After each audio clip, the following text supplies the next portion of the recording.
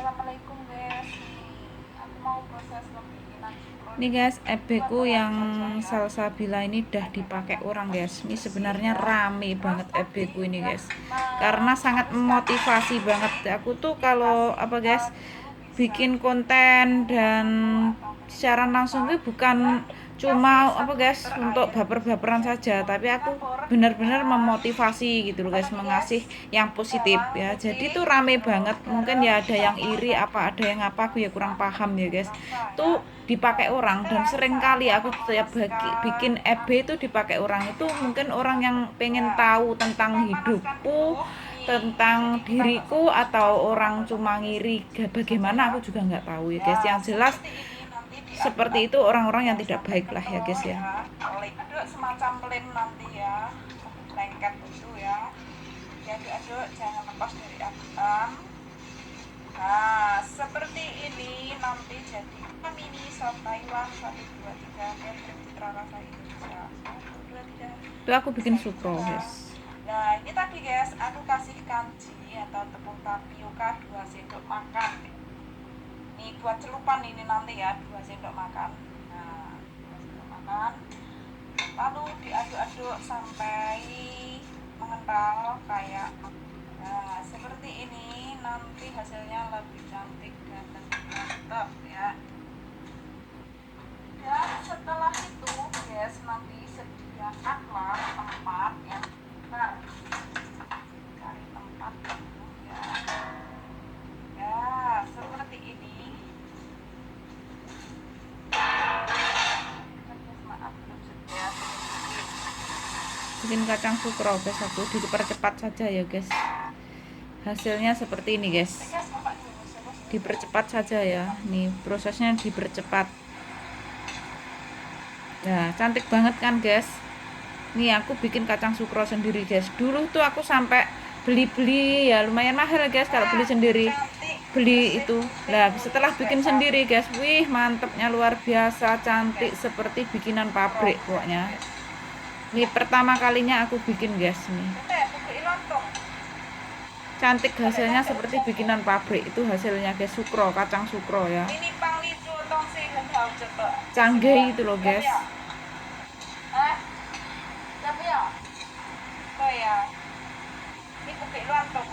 Bubasku aja suka loh guys, orang Taiwan. Nih aku kasih ceritanya saja ya guys, dari awal cara bikinnya. Nih digoreng lama warnanya tetap putih, nggak gosong, cantik tuh. Namanya sukro tanpa oven. Goreng seperti ini guys. Nah tuh guys, itu aku yang bikin. Jadi aku bikin konten-konten itu konten-konten aku masak-masak, kayak bikin mie ayam, soto ayam, pokoknya bikin masak-masakan lah guys. Jadi yang positif-positif saja dan menghasilkan. Jadi bisa memberi peluang buat teman-teman lainnya seperti itu loh. Jadi mengasih ilmu lah guys, intinya seperti itu. Ya. Jadi kalau teman-teman mau buka usaha, mau jualan apa tuh bisa gitu. Ya kayak seperti ini, jualan sukro guys ya. Jualan sukro ini hasilnya cantik banget. Nanti bisa kalian packing seperti itu, kita jual ya. Silahkan mempraktekkan ya buat jajan lebaran. Nah seperti ini adalah kacang sukro. Kayak bikin mie ayam, aku dulu ya tidak pandai-pandainya masak guys. Setelah aku di Taiwan tuh jadi pinter masak, jagonya masak, dan digemari banyak orang. Mulai dari orang Indonesia tuh sampai orang mancanegara ya, orang Taiwan, orang Vietnam, Filipina tuh seneng banget dengan masakan Indonesia. Kan aku antarin terapi bubas ya. Ya dengan iseng-iseng saja aku tuh bawa makanan. Ada teman banyak yang suka gitu loh. Jadi aku bikin C. Pada akhirnya tuh semuanya mau gitu.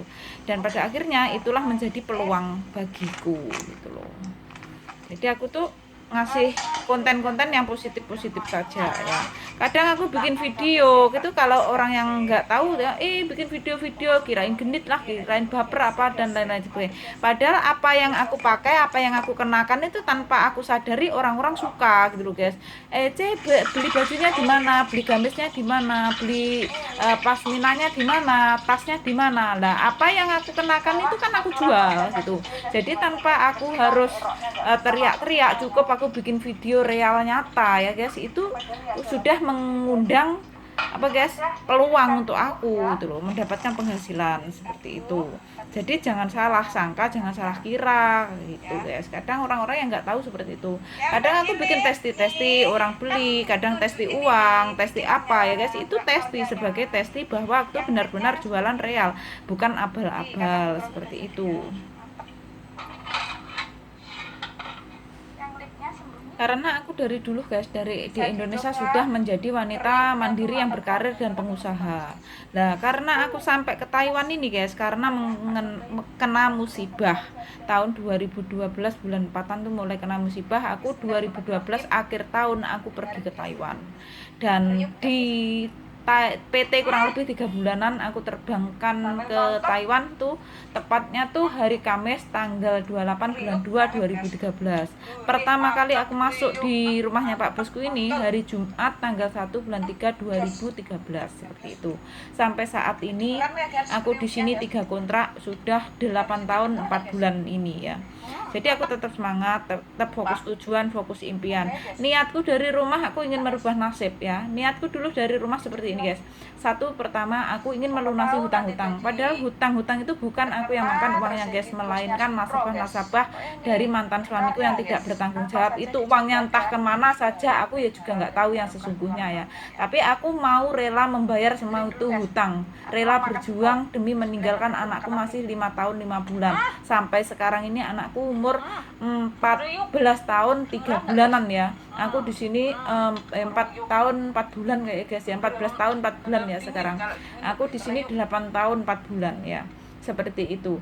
Nah, karena aku rela membayar hutang orang-orang yang tidak bertanggung jawab ya guys. Aku dulu sebelum ke Taiwan, 2 tahun sebelum ke Taiwan udah bangun rumah itu lantai 1, lantai 2 dan rumah samping, tapi masih berdiri gitu saja ya. Karena aku di sini berjuang, benar-benar berjuang demi keluarga, tidak aneh-aneh, tidak libur ya guys ya.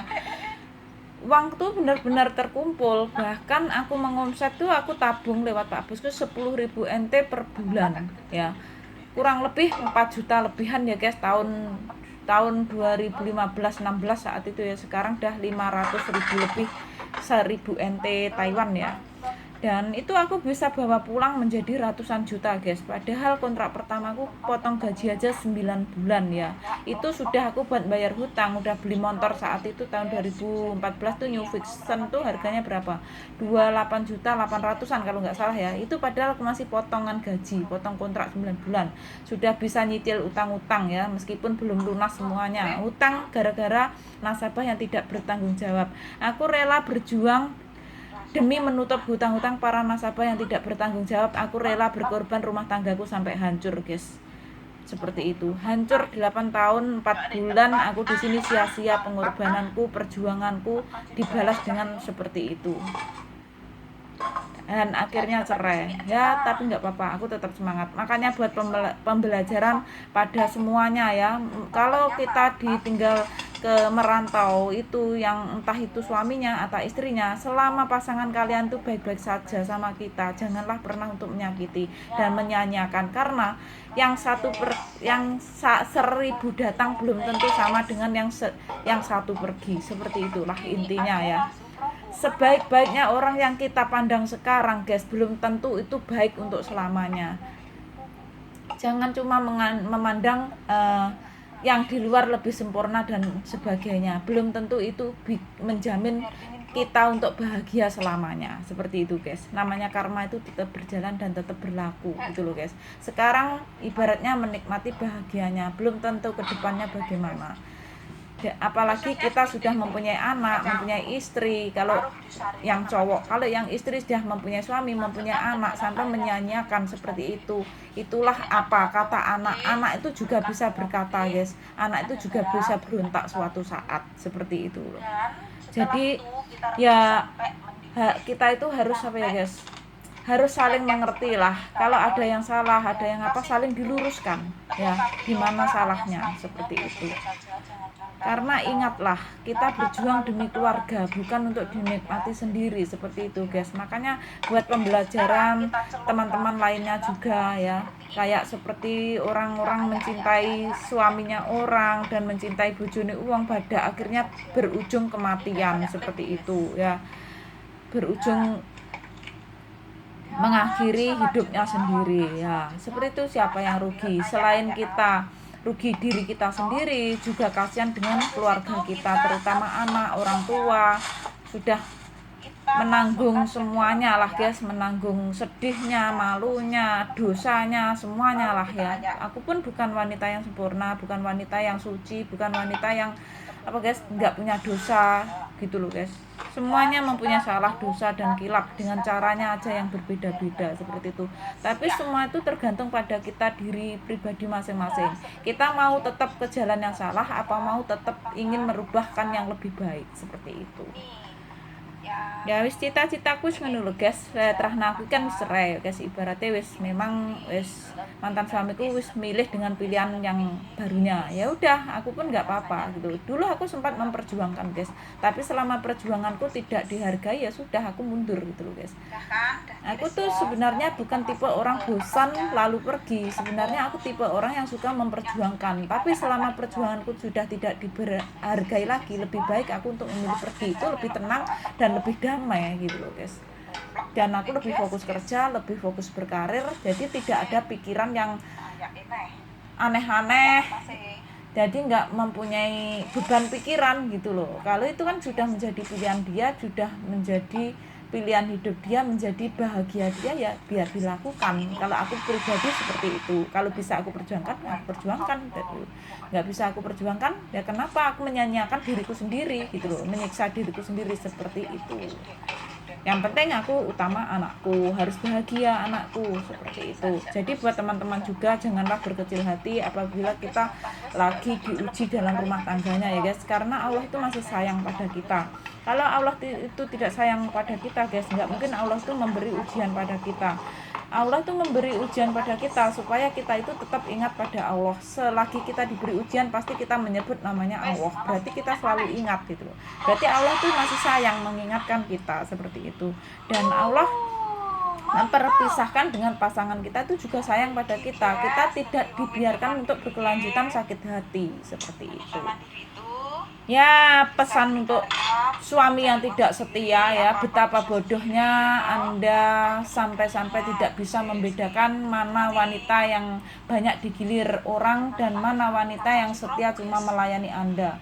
Dan pesan untuk pelakor atau wanita yang suka merusak rumah tangga orang lain ya, betapa murahnya harga diri Anda sampai-sampai Anda mau melayani bekas orang dan mudah dengan rawian gombal, dengan iming-iming segebok uang apalah ya, cuma melayani bekasnya orang. Seperti itulah intinya ya guys. Pokoknya ya tetaplah semangat, fokuslah tujuan, fokuslah impian, buat pembelajaran aja semuanya. Ini buat pembelajaran kita ya guys.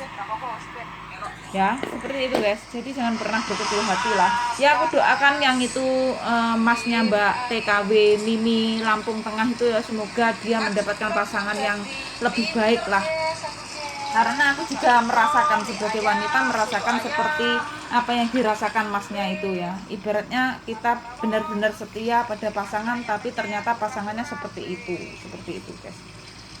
Ya udah ya guys, gitu aja. Akhir kata, wassalamualaikum warahmatullahi wabarakatuh. Tuh syukur aku cantik banget guys. Bye bye guys, semuanya matur, thank you.